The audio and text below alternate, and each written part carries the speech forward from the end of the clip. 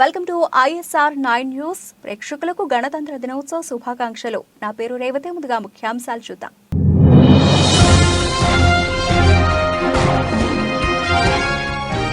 Venkaiah Naidu megastar చిరంజీవికి పద్మ విభూషణ్, పద్మ అవార్డులు ప్రకటించిన కేంద్రం.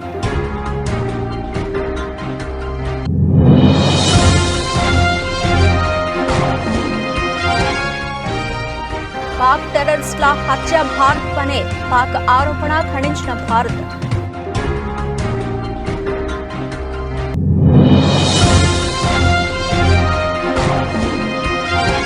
మహిళా శక్తిని చాటనున్న రిపబ్లిక్ డే. ఎర్రకోటలో అమరాన్నందిన గణతంత్ర దినోత్సవ వేడుకలు.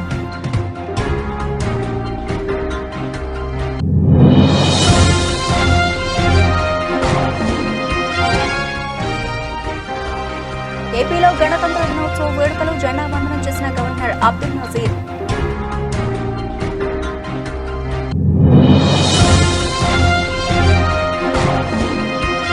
పబ్లిక్ గార్డెన్ లో రిపబ్లిక్ డే వేడుకలు. త్రివర్ణ పతాకాన్ని ఆవిష్కరించిన గవర్నర్ తమిళిసై.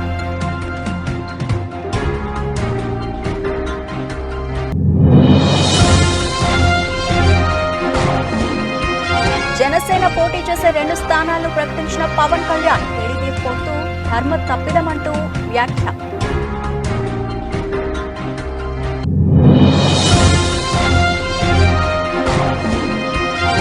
ఆసీస్ లో వణికిస్తున్న వెన్నిస్ పేసర్లు. 24 పరుగులకే 4 వికెట్లు.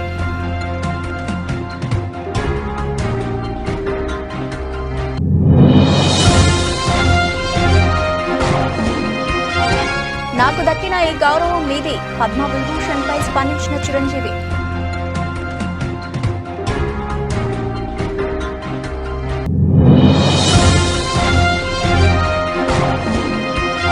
మార్కెట్లను ముంచిన FPIలు. 71,000కు దిగువకు సెన్సెక్స్.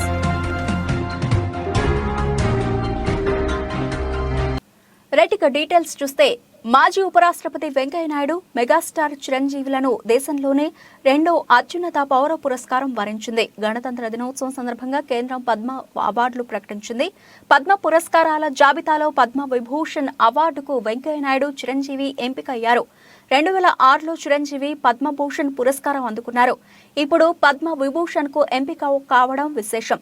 మెగాస్టార్ చిరంజీవి, వెంకయ్య నాయుడు సహా 5గురికి పద్మ విభూషణ్ ను ప్రకటించింది కేంద్రం.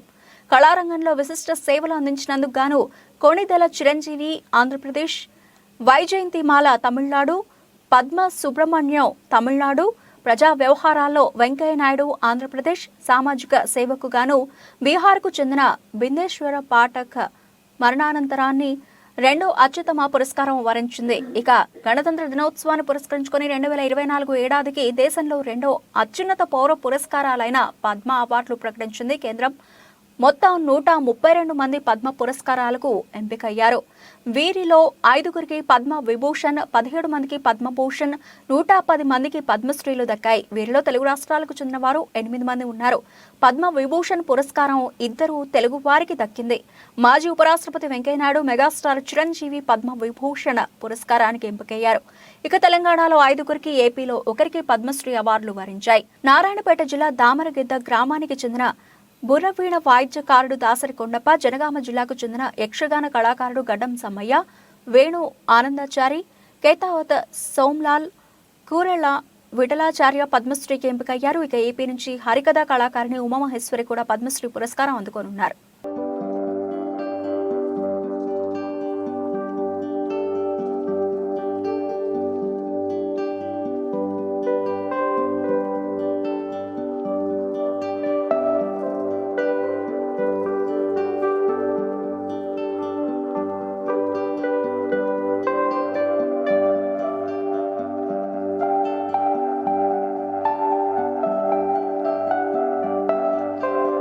ఇటీవల పాక్లో కొందరు గుర్తు తెలియని వ్యక్తుల చేతిలో హతమైన టెర్రరిస్టుల హత్యలకు భారతే కారణమంటూ పాకిస్తాన్ తీవ్ర ఆరోపణలు చేసింది. కరడుగట్టిన ఉగ్రవాద సంస్థలకు చెందిన 2 పాక్ టెర్రరిస్టుల హత్యలతో భారత్కు చెందిన ఏజెంట్ల పాత్ర ఉందని నిరూపించే విశ్వసనీయమైన సాక్ష్యం తమ వద్ద ఉందని గురువారం ఆరోపించింది. భారత్ తమ భూభాగంలో కుట్రలతో ఈ హత్యలకు పాల్పడిందని పాకిస్తాన్ విదేశాంగ కార్యదర్శి మహమ్మద్ సైరస్ సజ్జద్ ఖాజీ ఆరోపించారు. భారత ఏజెంట్ల ఈ విషయంలో సాంకేతికతను, సురక్షిత మార్గాలను వినియోగించారని ఆయన అన్నారు. వారు కొందరు ఉగ్రవాదులు, నేరస్తులు, ఏమాత్రం అనుమానం కలగని పౌరులను ఈ పనికి నియమించి ఈ హత్యలకు పాల్పడ్డారని ఆరోపించారు. మరోవైపు టెర్రరిస్టుల హత్యలపై పాకిస్తాన్ చేసిన ఆరోపణలను భారత్ తీవ్రంగా ఖండించింది.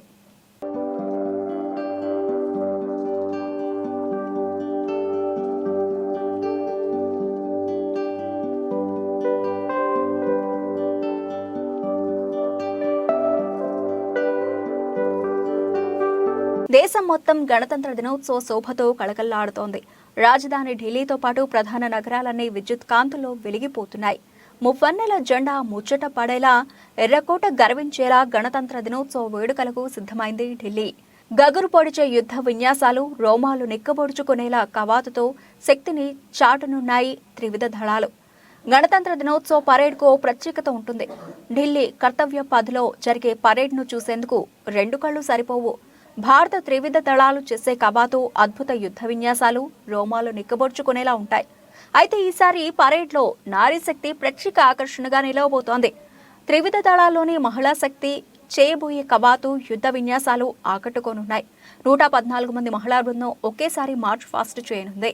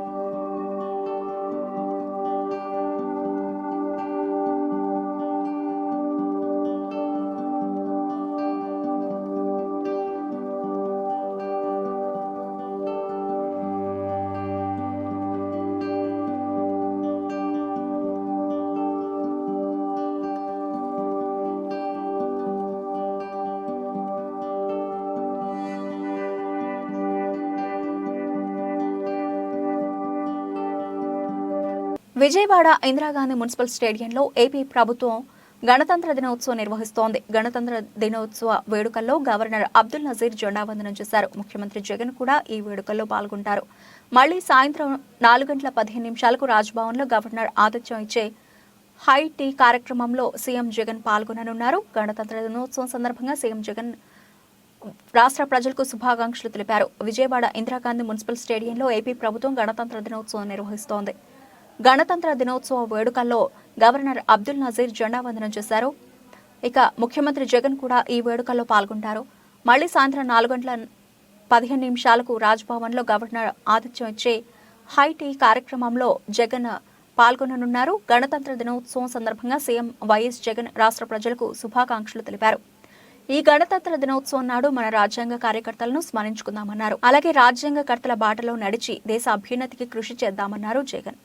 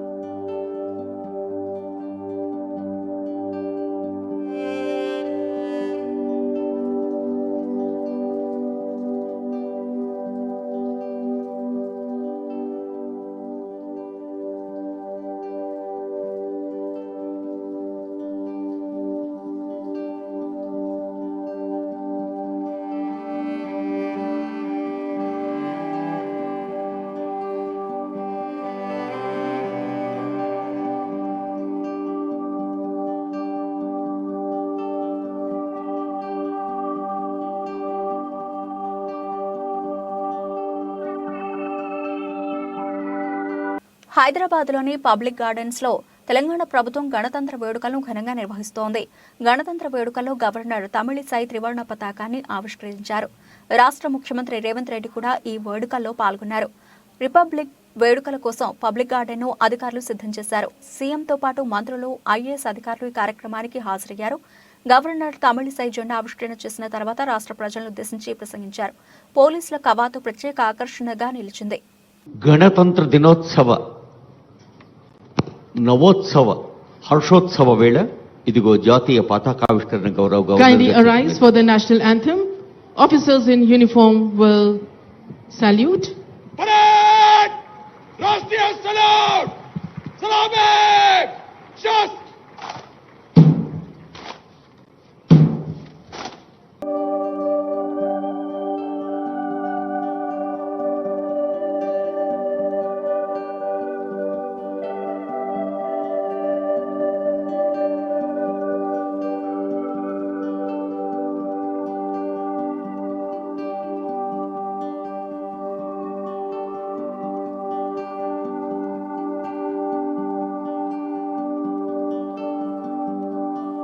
గణతంత్ర దినోత్సవం సందర్భంగా మంగళగిరి జనసేన కార్యాలయంలో జరిగిన వేడుకలో జనసేన అధినేత పవన్ కళ్యాణ్ పాల్గొని జాతీయ జెండాను ఆవిష్కరించారు.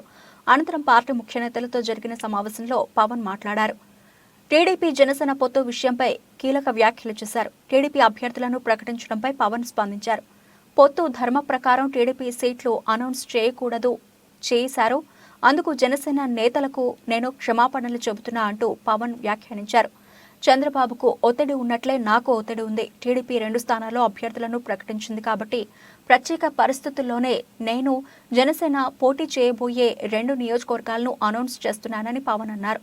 రాజోలు రాజానగరంలో జనసేన పోటీ చేస్తుందని, రాజానగరం రేసులో బతుల బలరామకృష్ణ, రాజోలు రేసులో మొందు రాజేశ్వరరావు, వరప్రసాద్, డిఎంఆర్ శేఖర్ ఉన్నారని పవన్ కళ్యాణ్ ప్రకటించారు. లోకేష్ సీఎం పదవి గురించి మాట్లాడినా నేను పట్టించుకోలేదు, రాష్ట్ర ప్రయోజనాలను దృష్టిలో పెట్టుకుని నేను మౌనంగా ఉంటున్నా అంటూ పవన్ కళ్యాణ్ అన్నారు. పొత్తుకు ఇబ్బందులు కలిగేలా కొందరు వ్యాఖ్యలు చేస్తున్నారు. పొత్తుతో ఎన్నికలకు వెళుతున్నా కొన్నిసార్లు ఆటుపోట్లు తప్పవు. పొత్తులో భాగంగా అన్ని ఎన్నికల్లోనూ మనం 3వ వంతు సీట్లు తీసుకుంటున్నామని పవన్ చెప్పారు. అసెంబ్లీ ఎన్నికలతోనే నేను ఆగిపోవడం లేదు, భవిష్యత్తులో కూడా టీడీపీతో పొత్తు కొనసాగుతుందని పవన్ స్పష్టం చేశారు.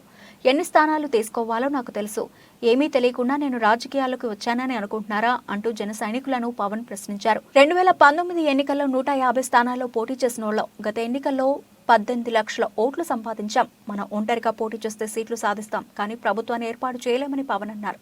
జగన్ ప్రభుత్వం 2024లో మళ్లీ అధికారంలోకి రాకూడదు. టీడీపీతో పాటు జగన్ మనల్ని కూడా వదలడం లేదు. సొంత చెల్లిని వదలని వ్యక్తి మనల్ని వదులుతాడా?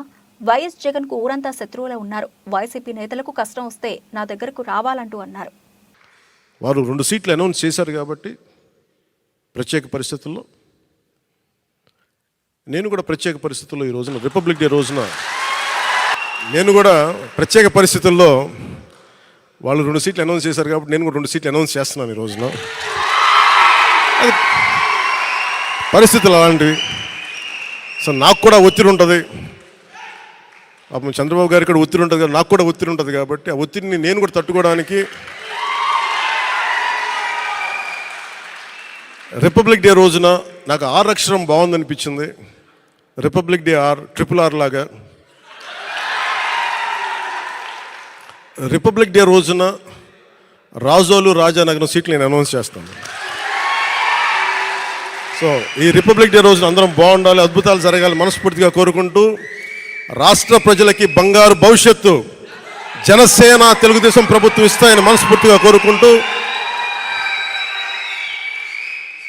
ఈ పర్యాయం నన్ను నమ్మండి, వ్యూహం నాకు వదిలేయండి. ఏ వ్యూహం వేసినా నన్ను సంపూర్ణంగా నమ్మండి. నేను విహంగ వీక్షణం చేస్తాను, మీరు నన్ను నమ్మండి. నాకు దశాబ్దం అడగట్లా, ఈ ఎన్నికలు దాటనివ్వండి, 5 సంవత్సరాలు టైం ఇవ్వండి. నాకు మీ గౌరవానికి ఏమాత్రం భంగం వాటిల్లకుండా మన నాయకులకి ప్రతి ఒక్కరికి గుర్తించే బాధ్యత నేను సంపూర్ణంగా తీసుకుంటాం. ఈసారి కలిసి పనిచేద్దాం.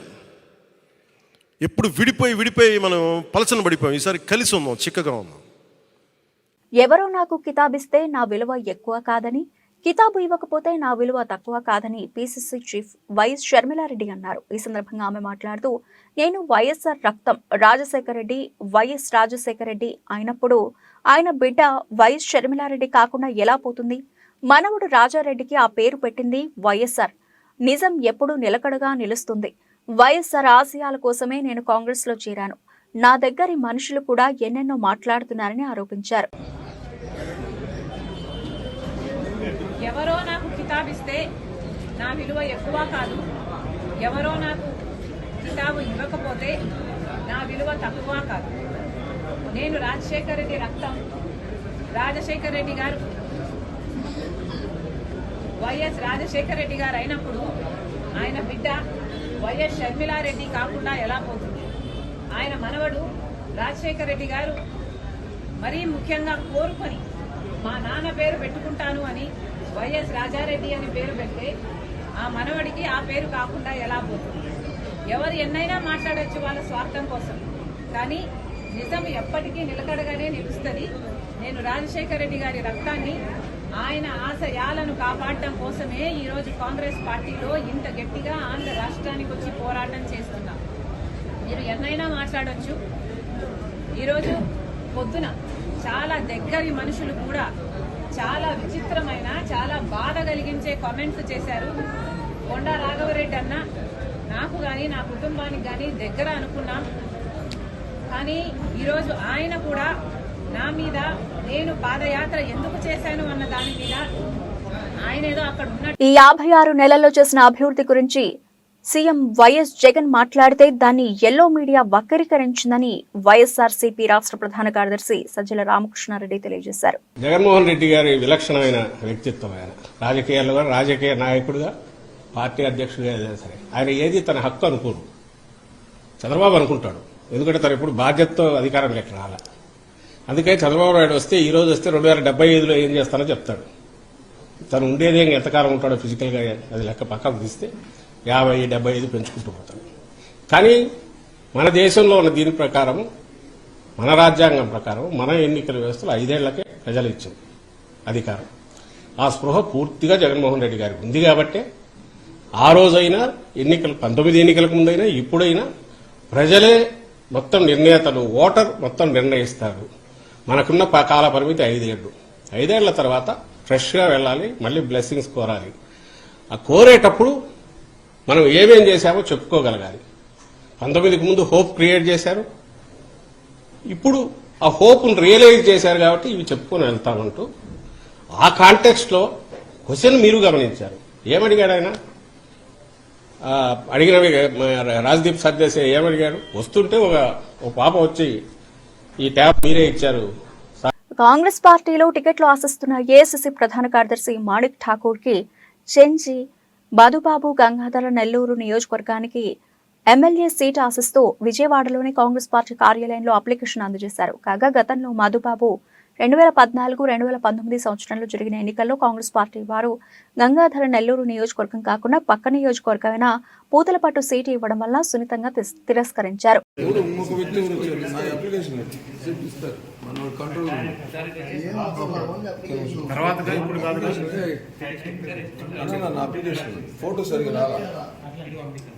పక్కన ఇదెవరిది? ఇదెవరిదండి? ఇది బాబు ఎక్కడ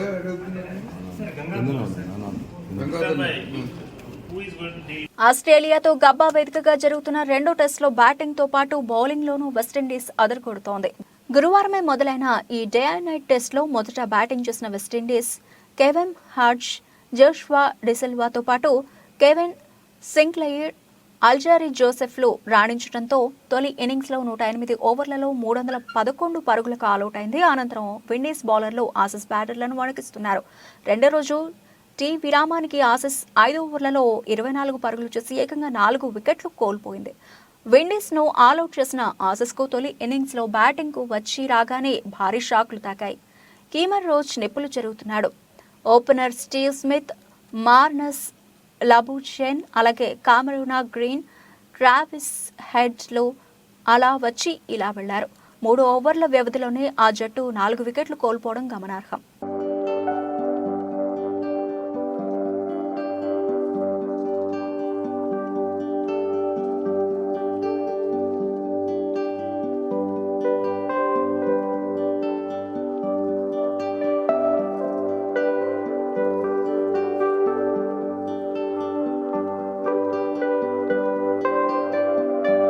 టాలీవుడ్ మెగాస్టార్ గా చెరగని ముద్ర వేసుకున్న కొణిదెల చిరంజీవికి అరుదైన గౌరవం దక్కింది. చిరంజీవిని కేంద్ర ప్రభుత్వం దేశ 2వ అత్యున్నత పౌర పురస్కారం పద్మ విభూషణ్ కు ఎంపిక చేసింది. ఈ సందర్భంగా చిరంజీవి తన సంతోషాన్ని సందేశం రూపంలో అందరితో షేర్ చేసుకున్నారు. Class, mass, dance, comic stylish acting తో కోట్లాది మంది అభిమానులను సంపాదించుకుని టాలీవుడ్ మెగాస్టార్ గా చెరగని ముద్ర వేసుకున్నారు కొణిదెల చిరంజీవి. ఈ స్టార్ హీరోకు అరుదైన గౌరవం దక్కింది. చిరంజీవిని కేంద్ర ప్రభుత్వం దేశ 2వ అత్యున్నత పౌర పురస్కారం పద్మ విభూషణ్ కు ఎంపిక చేసింది. ఈ సందర్భంగా చిరంజీవి తన సంతోషాన్ని సందేశం రూపంలో అందరితో షేర్ చేసుకున్నారు. పద్మ విభూషణ్ వచ్చిందని తెలిసిన క్షణం నుంచి ఏం మాట్లాడాలో, ఎలా స్పందించాలో తెలియని పరిస్థితి. మన దేశంలో 2వ అత్యున్నత పౌర పురస్కారం లభించినందుకు చాలా ఆనందంగా ఉంది. ఒక తల్లి కడుపున పుట్టకపోయినా నన్ను సొంత మనిషిగా, మీ అన్నయ్యగా, మీ బిడ్డగా భావించే కోట్లాది మంది ప్రజల ఆశీస్సులు, నా సినీ కుటుంబం అండదండలు, నీడలా నాతో ప్రతి నిమిషం నడిచే లక్షలాది మందిల అభిమానుల ప్రేమ, ఆదరణ కారణంగానే ఈరోజు నేను ఈ స్థాయిలో ఉన్నా. నాకు దక్కిన ఈ గౌరవం మీది. నన్ను ఈ ప్రతిష్టాత్మక పద్మ విభూషణ్ అవార్డుకు ఎంపిక చేసిన భారత ప్రభుత్వానికి, ప్రధాని నరేంద్ర మోడీకి నా కృతజ్ఞతలు. అంటూ సుదీర్ఘ సందేశాన్ని పంచుకున్నారు. ఇప్పుడు ఈ వీడియో నెట్టింట వైరల్ అవుతోంది. సినిమాలతో కోట్లాది మంది అభిమానులకు వినోదాన్ని పంచుతూనే మరోవైపు సామాజిక సేవలో తన వంతు పాత్ర పోషిస్తున్న చిరంజీవికి కేంద్ర ప్రభుత్వం 2006లో పద్మభూషణ్ ప్రదానం చేసిన విషయం తెలిసిందే. After hearing this news, I became speechless. I'm really overwhelmed. I'm humbled and grateful for this honor. It's only the unconditional and invaluable love of the people, audiences, my fans, my blood brothers and blood sisters that allowed me to reach here. I owe my life and this moment to you. I always try to express my gratitude in ways that I can, though I know I can never do enough. On screen, the last 45 years of my film career, I have tried to entertain you to the best of my abilities. And off screen, I try to help the needy by taking up relevant social and humanitarian causes from time to time. I have done so little, and yet you have given me such a great recognition and honor. I always remain indebted to you for your love and support. On this occasion, I would like to thank the Government of India and the Honorable Prime Minister Shri Narendra Modi ji for bestowing on me this coveted Padma Vibhushan. Thank you. Thank you one and all. Jai Hind. ఉవ్వెత్తున ఎగిసిన stock మార్కెట్లు అంతే వేగంతో కిందకు పడిపోయాయి. విదేశీ సంస్థాగత పెట్టుబడిదారులు తమ పెట్టుబడులను భారీగా ఉపసంహరించుకోవడంతో పాటు ఐటీ షేర్లు తీవ్ర ఒత్తిడికి గురి కావడం గురువారం సూచీలు భారీగా నష్టపోయాయి. దేశీయ ఈక్విటీ మార్కెట్ల నుంచి ఎఫ్ఐఐల నిధుల ఉపసంహరణ కొనసాగుతూ ఉండడం ఐటీ సంస్థల నిరాశాజనక ఆర్థిక ఫలితాలు మార్కెట్లను నష్టాల వైపు నడిపించాయి. ఒక దశలో 700 పాయింట్లకు పైగా నష్టపోయిన 300 షేర్లు ఇండెక్సెస్ సూచి సెన్సెక్స్ చివరి వరకు అదే ట్రెండ్ను కొనసాగిస్తూ 71,000 పాయింట్ల దిగువకు పడిపోయింది. చివరకు 359.64 పాయింట్లు నష్టపోయి 70,700.67 పాయింట్ల వద్ద ముగిసింది. 30 షేర్లలో 19 షేర్లు నష్టపోగా కేవలం 11 షేర్లు లాభాల్లో ముగిశాయి.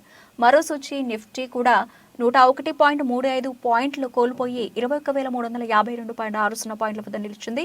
అమెరికా బాండ్ ఈల్డ్స్ పెరుగుతూ ఉండడం, కార్పొరేట్ల మిశ్రమ ఆర్థిక ఫలితాలు ఎఫ్ఐఐలు అమ్మకాల వైపు నడిపించాయి. ఐటీ, ఫార్మా, ఎఫ్ఎంసీజీ రంగ షేర్లు కుదేలయ్యాయి.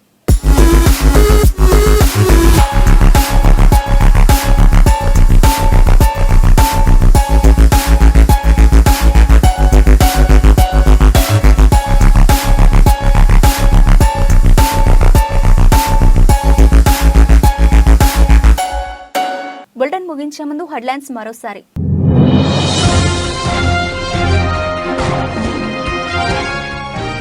వెంకయ్యనాయుడు మెగాస్టార్ చిరంజీవికి పద్మ విభూషణ్, పద్మ అవార్డులు ప్రకటించిన కేంద్రం.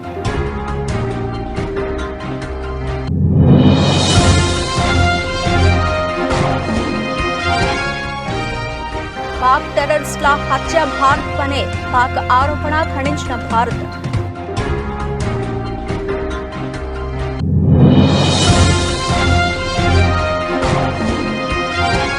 మహిళా శక్తిని చాటనున్న రిపబ్లిక్ డే, ఎర్రకోటలో అమరాన్నందిన గణతంత్ర దినోత్సవ వేడుకలు.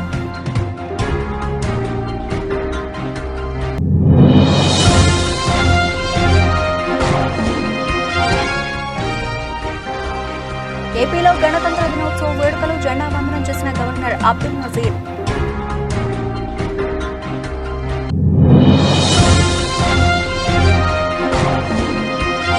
పబ్లిక్ గార్డెన్ లో రిపబ్లిక్ డే వేడుకలు, త్రివర్ణ పతాకాన్ని ఆవిష్కరించిన గవర్నర్ తమిళిసై.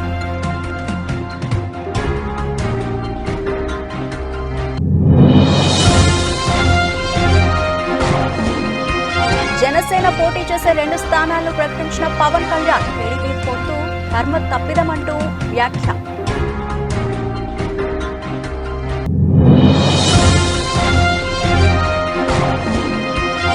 ఆసీస్ ను వణికిస్తున్న వెన్నిస్ పేసర్లు, 24 పరుగులకే 4 వికెట్లు.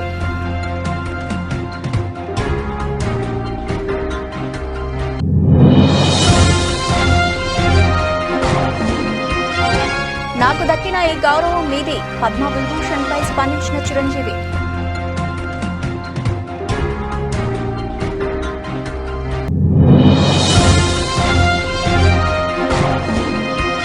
మార్కెట్లను ముంచిన ఎఫ్పిఐలు 71,000కు దిగువకు సెన్సెక్స్.